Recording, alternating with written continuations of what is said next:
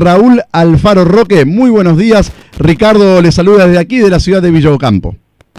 Buen día, Ricardo. Buen día. Muchas gracias y ante todo mil disculpas porque teníamos concertado una entrevista para la mañana de hoy. Lamentablemente a veces uno se acostumbra a usar el celular y lo había puesto en silencio y imprevistamente no es que me olvidé, realmente por ahí el llamado siempre es alerta y no lo sentí, no lo tuve y bueno, pero bueno, ya estamos en el aire y contentos de poder tener esta linda charla con usted y con los oyentes. No hay ningún problema, Rocky, la verdad agradecido de que pueda darnos su testimonio. Usted es oriundo de la provincia de Entre Ríos, ¿es así? Sí, yo soy nacido en la ciudad de Nogoyá, Entre Ríos, hace 61 años, el 15 de agosto del año 56. ¿Y cómo llegó a Newell's Old Boys? Llegué a Newell's Old Boys como consecuencia de un torneo que se realizó en el año 73. Hubo un torneo en Canal 3 y se llamaba Copa Canal 3 rumbo al 78. Es un poco como que buscaban algún escondido a ver si podía aparecer alguien para el 78. Bueno, nosotros fuimos a representar al Colegio San Miguel de Hermanos Maristas, donde yo era alumno, y fuimos a competir dos equipos de Entre Ríos, fue uno de Victoria y nosotros de Nogoyá, y el resto eran todos equipos de los alrededores, de Maciel, de ahí nació Celada también en ese torneo, Héctor Eleuterio Monte que vino de Ramallo, chicos de San Nicolás, o sea, aparecieron algunos jugadores que después tuvieron trascendencia en el fútbol profesional. Nosotros tuvimos un debut, me acuerdo como el día de hoy, un 17 de junio del 73, jugamos contra un equipo de ahí al lado de Rosario, que es un pueblo que se llama Santa Teresa, y bueno, ganamos 4-0. Yo hice los 4 goles y creo que fue un poco la carta de presentación mía para que los ojos de Jorge Bernardo Grifa, que el que estaba en la coordinación de Newell's Old Boys, se fijara, y bueno, después tuvo la consecuencia de seguir jugando durante 3 meses seguidos más. Nosotros de los 32 equipos terminamos tercero, con una muy linda actuación por ser la primera vez que salíamos. Y bueno, ese mismo año tuve una prueba en la cancha, en el estadio. Me involucraron en un equipo de reserva que hizo el sparring contra la primera. Y me acuerdo que en ese momento Juan Carlos Monte, el técnico que iba a ser al año próximo, jugaba la reserva y yo jugué al lado de él, al lado de Oscar Culerí, y bueno, creo que fue un poco la carta de presentación para que yo a fin de año ya me estuviera conociendo a mis nuevos compañeros que iba a ser en el año 74. Y bueno, afortunadamente después eso se realizó, y el 21 de enero del año 74 me incorporé a las filas de Newell's Old Boys Divisiones Inferiores bajo la conducción de Jorge Bernardo Grifa. Y bueno, le tocó llegar a un excelente momento en Newell's. En ese mismo año 74 el equipo leproso se consagra campeón. La verdad que fueron cosas todas muy lindas ese año, Ricardo. Sí. Yo llego en el año 74 y me incorporo a la cuarta especial, una cuarta especial que fue el único año que Jorge Grifa dirigió una división inferior, y la dirigió él, y él tenía en su medio campo a Justi, Gallego y Alfaro. ¿Dos campeones del mundo junto con usted? Sí, era una cuarta especial, en donde él se jactaba diciendo que ese medio campo quería que llegara a la primera de Newell's Old Boys. Y realmente en el año 77 los 3 nos juntamos para hacer el medio campo de Newell's Old Boys. O sea que le hicimos caso a su pedido, pero nos pasaron cosas muy lindas ese año. Nosotros con la cuarta especial éramos los gladiadores de Newell's Old Boys y de Grifa, porque éramos los sparring de la primera división. Ahí tuvimos la alegría de conocer a los grandes ídolos que tuvo Newell's Old Boys, a los grandes referentes que fueron para nosotros y para Newell's Old Boys, los Mario Sanabria, Mono Berti, Cucurucho Santamaría, compañeros, jugadores que después en el tiempito yo tuve la suerte de estar jugando con ellos, o sea que fue un año muy muy lindo, Ricardo, por todo lo que se nos dio, y como dijo usted, por haber conseguido por primera vez una estrella tan anhelada y tan querida para la institución. Le decía el jueves cuando lo llamé, que estábamos hablando en privado, que con todos los monstruos que dirigió José Yudica, en una entrevista que yo le hice el año pasado, me destacó a usted por encima del resto. Dijo que usted, Roque Raúl Alfaro, era el mejor jugador que le había tocado dirigir. Que me imagino que el orgullo debe ser enorme suyo. Oh, pero cómo no, Ricardo. José fue mi papá futbolístico durante tres temporadas en Newell's Old Boys, o sea, en 3 oportunidades. Yo lo tuve en el 76 como entrenador, lo tuve en el 79 como entrenador y lo tuve en el 87-88 de Newell's campeón como entrenador. Claro, él siempre decía que en aquella época el número 10 de cada equipo era el referente, y bueno, era hablar de Alonso, era hablar de Bocchini, entonces él decía que era hablar de Babington, era al único número 10 que le pedía por favor que no corriera tanto, porque yo la verdad siempre fui un jugador de mucha movilidad, de mucha dinámica, muy colaborador en las dos áreas. Asimismo, siempre me consideré un jugador muy ofensivo y de hacer goles. Era un volante con llegada, era un volante con goles, un volante con llegada, y por las enseñanzas que también Jorge Grifa me dio en el lapso que me tuvo como jugador de divisiones inferiores. Me enseñó muchas cosas. Él siempre me decía que aquel que da el pase no termina una jugada, sino que la comienza, y que hay que ir a terminar jugada. Claro. Entonces eso también hubo cosas que me quedaron muy grabadas, ¿no? Y bueno, lo agradezco tanto porque yo creo que futbolísticamente me pulió un montón de déficits que uno tenía cuando chico, y me ayudó muchísimo dentro de un campo de juego. Y bueno, la apreciación que tiene José para mí realmente es un orgullo, porque creo que es de las personas que uno elogia por lo que significa como persona. La honestidad, siempre digo que es la honestidad pura, José Yudica, calidad de persona, transparente, una persona que le tiene que decir las cosas y se la dice sin necesidad de darse vuelta, se lo dice de frente. La verdad que conocía a un gran referente. ¿Una especie de padre futbolístico? Sí, pero aparte muchas cosas me enseñó como persona, y que uno captó y agarró.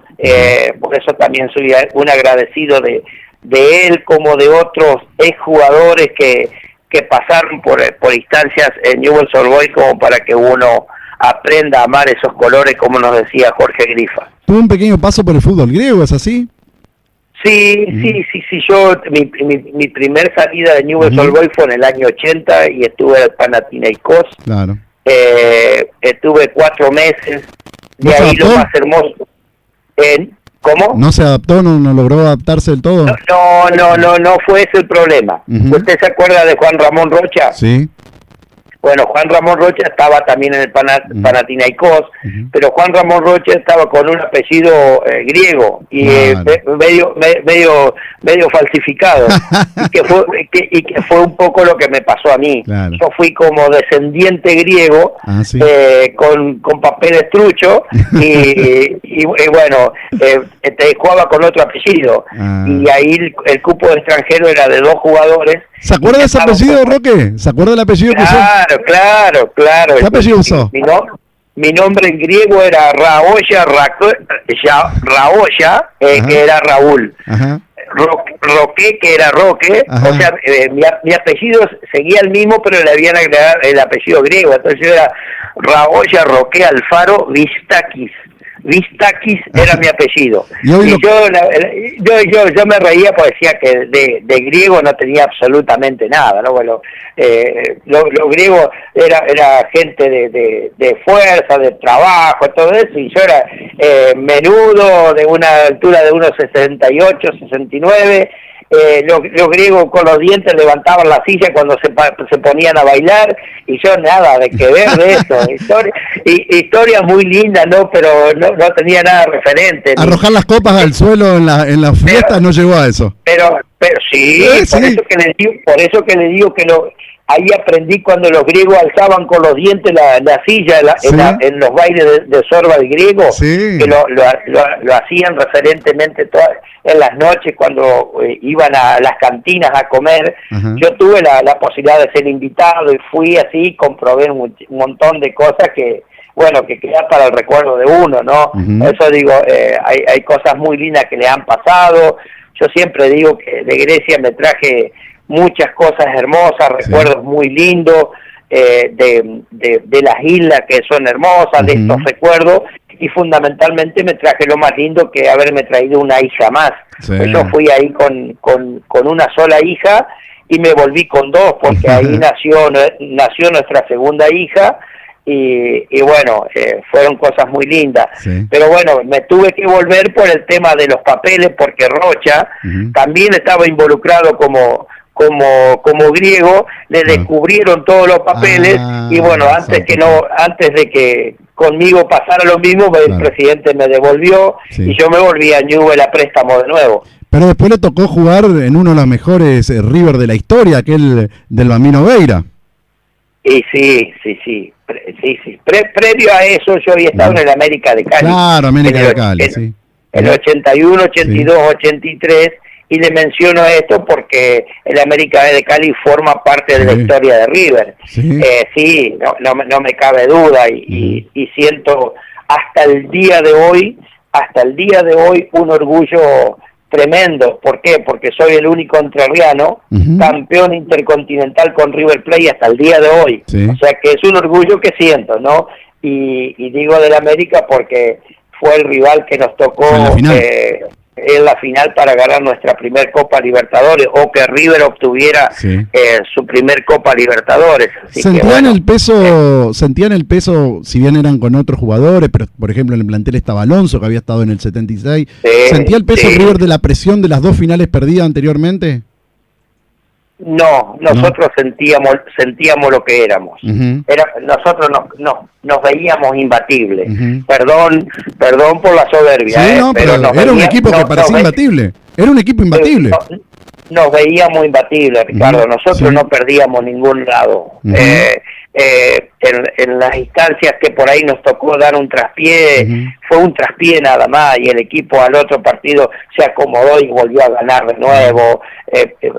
O sea, nosotros tuvimos a lo largo del 86 una base definida con reemplazos, fundamentalmente en la parte ofensiva. Se fue Francescoli, ni más ni menos. Sabido Francescoli, claro. Claro, se fue Francescoli, se va Muchastegui, y sale del equipo Morresi porque por Muchastegui entra Alzamendi. Claro. ¿Qué necesitaba Alzamendi? Un habilitador, y ahí aparece el Beto Alonso. Claro. Junto a Francescoli, previo a llegar Funes, aparece el Pelao Centurión, que fue el goleador de la Copa Libertadores, y después aparece Juan Gilberto Funes. Un monstruo. Y esos son los 3-4 jugadores que cambió nada más River después del torneo, porque a lo largo del año después el equipo salía de memoria, que era Pumpido, Gordillo, Gutiérrez, Ruggeri, Montenegro, Enrique, Gallego, Alfaro, Alonso, Alzamendi, Funes, así terminó. Y era siempre los mismos, ¿no? Los suplentes. Teníamos una lista extraordinaria, cuando recién empezaba a aparecer Canigia, Troglio, Gorosito era suplente, Villazán era suplente, Patricio Hernández figura también en ese plantel, Daniel Esperandillo. La verdad teníamos un plantel extraordinario, pero al margen de eso, con una seriedad y una seguridad. Por eso le digo, nosotros nos creíamos imbatibles. Yo sé que existía en River el temor de que ya en 20 años, cada 10 años le había pasado la pérdida de Copa Libertadores, y que ese podía ser una posibilidad más, pero nosotros veíamos que no había por dónde, no por el rival, porque el rival era dignísimo, y era muy, muy bueno, pero nosotros fuimos allá a Cali, al Estadio Pascual Guerrero, y a un equipo que no había perdido nunca internacionalmente, fuimos y le ganamos con total autoridad, y fuimos y ganamos en casa también, o sea, yo creo que River en el 86 representó, me parece que el mejor momento futbolístico de la historia, a pesar de los logros que ha obtenido después, ¿no? Daba la sensación que en el equipo del 85-86, que gana el torneo doméstico, era más lujoso con Francescoli, y sin embargo en la Copa Libertadores era un equipo más práctico. ¿Usted coincide con esta apreciación? Sí, Ricardo, sí, por la cantidad de goles también. La dupla Morresi y Francescoli hicieron, creo que entre 48 o 49 goles. Pero siempre había un estilo definido. River jugaba de contragolpes, pero tenía una explosión tremenda. Era letal en la cancha que jugara. Era difícil que perdiera. O sea, había un montón de cosas. En los momentos por ahí incómodos de partido no los perdimos, porque nos pasó con Boca la cancha de Boca, en el tema de Copa Libertadores, en el torneo local también, y sin embargo no perdimos. River estaba para que ese año fuera solamente de River a lo largo de todo el 86, y como dice, era una calidad bárbara haber tenido la posibilidad de jugar al lado de Francescoli. Era un jugador realmente notable, de una jerarquía bárbara, que se asociaba muy bien con Morresi, y a Muchastegui también fue determinante en muchas cosas. Lo que pasa que después cambió lo otro, ¿no? Llegó un tal Alzamendi, Antonio, un uruguayo, la verdad, fuera de serie, Ricardo. Un crack. Como persona extraordinario, como jugador importantísimo, y como goleador de esos que en el momento más oportuno aparecía Antonio, ¿no? Pero un jugador notable, y descubrimos también a Juan Gilberto Funes, porque Funes era un jugador desconocido para nuestro ambiente, porque si bien venía de jugar en el fútbol colombiano, en Millonario, no tenía quizás por ahí el palmarés que tenía hasta el Pelao Centurión, que era el goleador de nuestra Copa Libertadores. Y apareció Juan Gilberto, y creo que también fue determinante. Que falleció muy joven, tenía 26 años apenas. Fue una tristeza muy grande, de los dolores más grandes que uno tiene en la etapa de jugador de fútbol o en esa profesión. Hay cosas que me han dolido, y fundamentalmente las partidas de algunos seres queridos, y en ella está la de Juan Gilberto.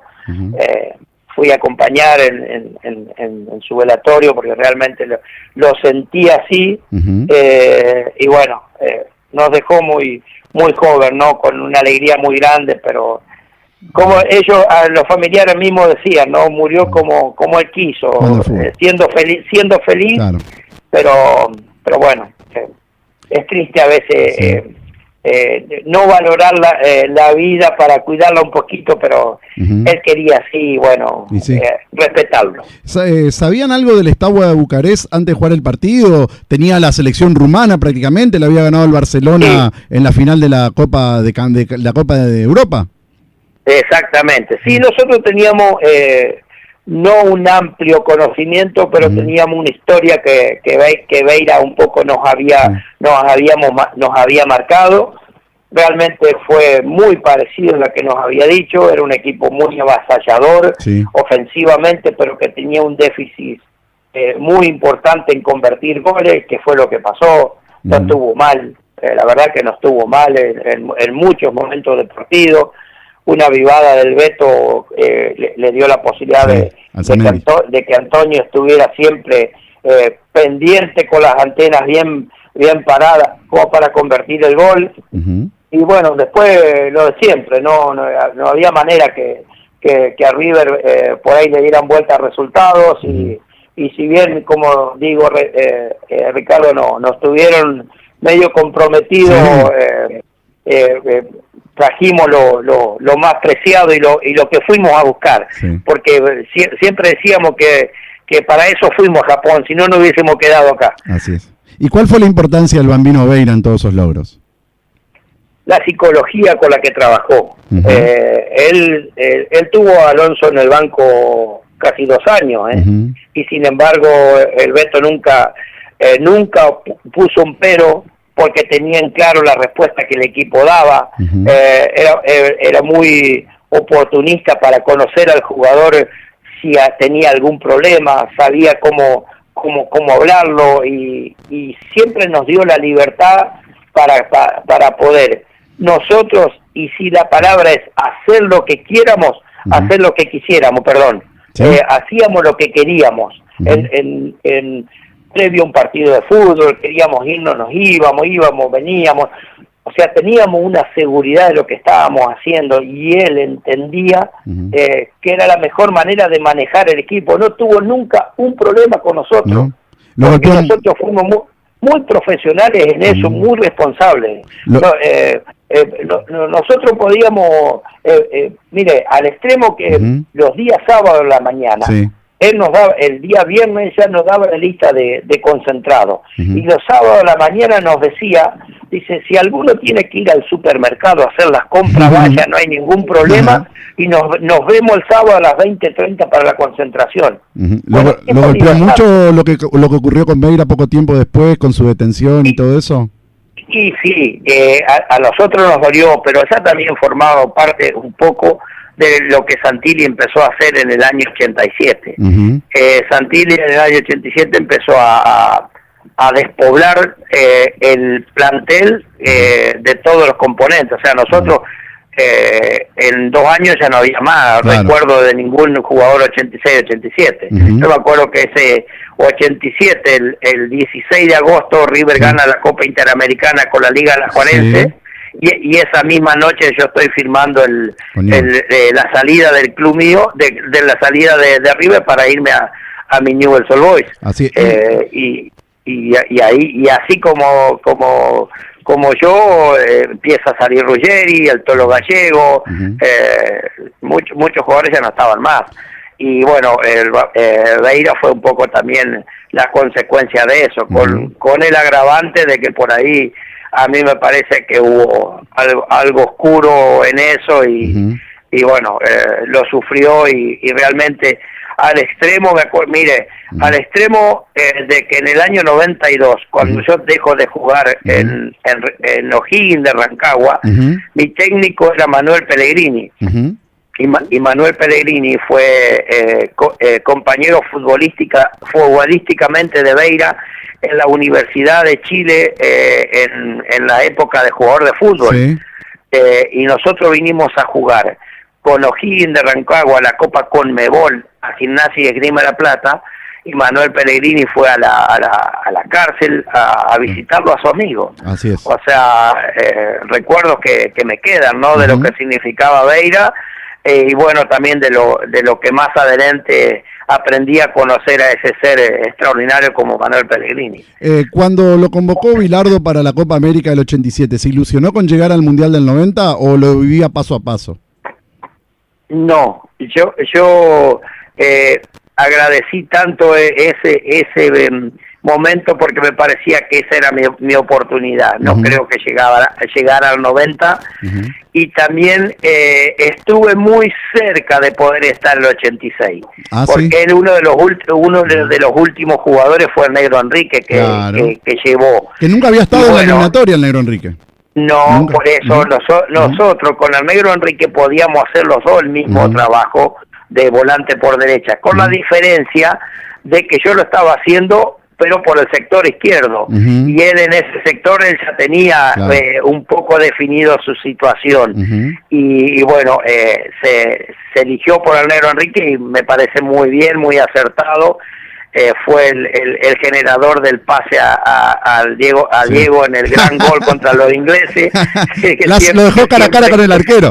Sí, que siempre dice, pero sí, estoy muy agradecido a la posibilidad de haber sido partícipe de la Copa América, si bien la actuación no fue la mejor de la selección, de todos nosotros los que fuimos componentes de esa selección, nos dimos el orgullo y el gusto de jugar al lado del más grande, ¿no? Eso yo creo que debe ser el orgullo máximo, haber jugado al lado de Maradona. Sí. Yo personalmente el orgullo más grande que tuve, si bien me rocé con Alonso, Francesco, Lizanabria, Willington Ortiz, grandes jugadores que el fútbol me dio, a Chirola Yazalde, Cucurucho Santamaría, grandes jugadores que pude haber jugado al lado de ellos. Tuve el placer de jugar al lado de Diego y creo que fue lo más lindo que me pasó. Y vuelve a Newell's con Rosario Central campeón y con la obligación del equipo leproso de tratar de hacer lo mismo. Me imagino que la presión era muy grande. Y yo creo que había una necesidad, Ricardo, porque si Newell's ese año no salía campeón, hay muchos jugadores que habían sido cuestionados. Claro. En aquella eliminación de la Copa, de la liguilla de Copa Libertadores contra Boca, cuando habían perdido de local 4-1, cuando en la cancha de Boca le habían ganado 2-0.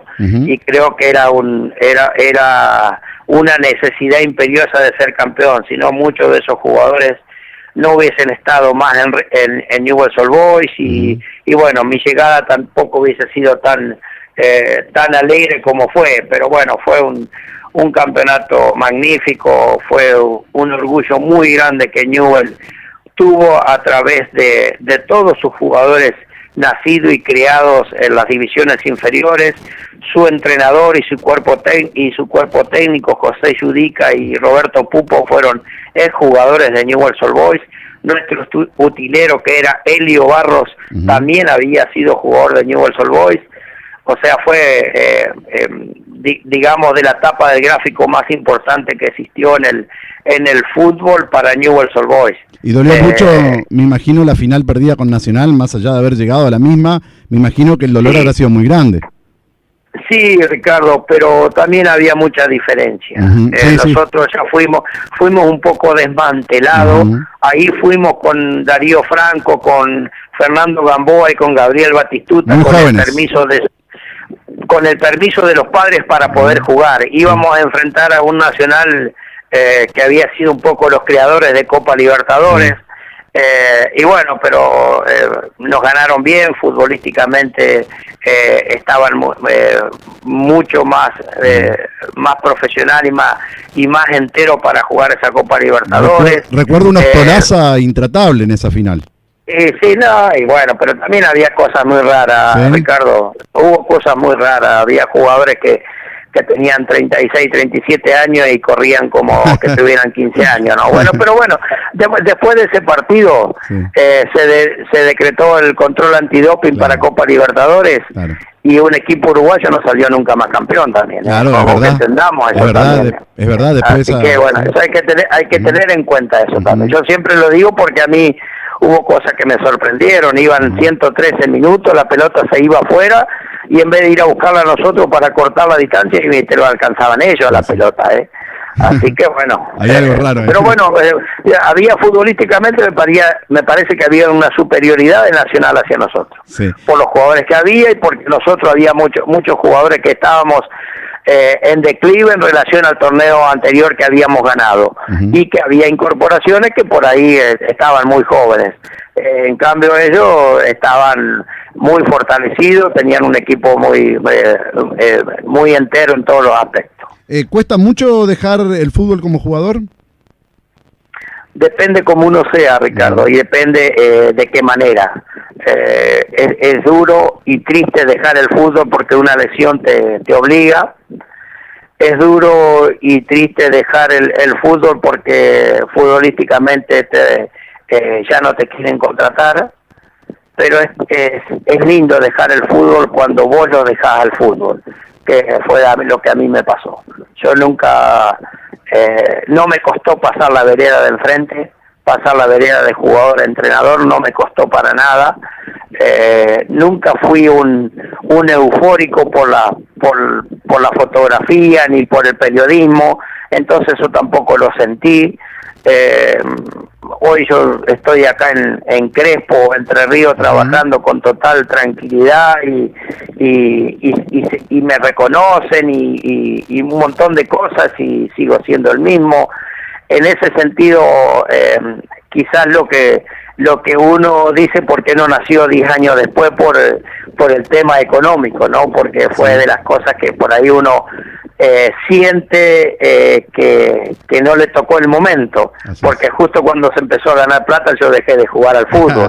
Pero fue quizás lo único que por ahí hubiese querido estar un poquito más de tiempo, pero ya hubiese sido jugar como ladrón, porque ya tenía 36 años y no podía las expectativas que por ahí me generaba pretemporada y exigencia, pero no me dolió en demasía el haber dejado jugar al fútbol, porque sabía cuando me preparé que en un momento iba a dejar de jugar al fútbol porque mis piernas no iban a responder, porque ya iba a ser viejo para el fútbol, y bueno, pasó ese momento. Pero bueno, tuve la alegría también que en O'Higgins de Rancagua me retiré 2 veces, ¿no? Porque el 91 me retiré y me volvieron a contratar en el 92, y bueno, volví a jugar un año más, y sí, en el 92 ya me retiré del todo. ¿Es más fácil o es más difícil con los pibes de ahora ser entrenador? Mucho más difícil. ¿Sí? Sí, porque, y más a la edad de uno. Sí, y yo creo que uno está más para consejero que para entrenador. Cuesta mucho entenderlo al chico hoy, no porque sea difícil, sino porque por ahí no le da el valor, a lo mejor con la seguridad o con el valor que nosotros le damos a la época de antes. Hoy el celular dice mucho en un chico, antes nosotros no lo teníamos, entonces no perdíamos tiempo en eso. Hoy no sé si eso, yo no sé si es una ganancia de tiempo y el celular para un chico que tenga pretensiones futbolísticas. Yo he compartido planteles donde se han sentado alrededor de un sillón, 6, 7 chicos y cada uno con su celular, y no se hablan una palabra, cosas que antes no existían. Me parece que el sentarse en un sillón era para tener charla, y no necesariamente muchas veces las charlas tienen que ser de fútbol, puede ser de bueyes perdidos, pero que tengas una charla de conocer a tu compañero, saber de tu familia, de la familia, de que cuántos hermanos tiene, y cosas que hoy me parece que no existen en esta juventud, y me parece que eso también es un poco distinto, y es un poco difícil a veces llegar al chico. Bueno, Roque, la verdad agradecido por esta nota. Le manda saludos Raúl Suárez, hincha de River, que es admirador suyo, que me pidió que le encomiende el saludo, y le agradezco de mi parte por esta nota que nos ha dado a FM 106.5. Bueno, muchas gracias, Ricardo. Igual para Raúl, un abrazo muy grande. A los oyentes, mi disculpa por no haber estado en el horario correspondiente, no porque era un poco más temprano, pero muy agradecido por esta posibilidad de poder comunicarme con ustedes. Ha sido un placer, y Ricardo, también ha sido un placer hablar con ustedes. Muchísimas gracias. Muchas gracias y éxitos en todo lo que emprenda. Igualmente, muchas gracias. Bien, pasó la palabra entonces el testimonio de Roque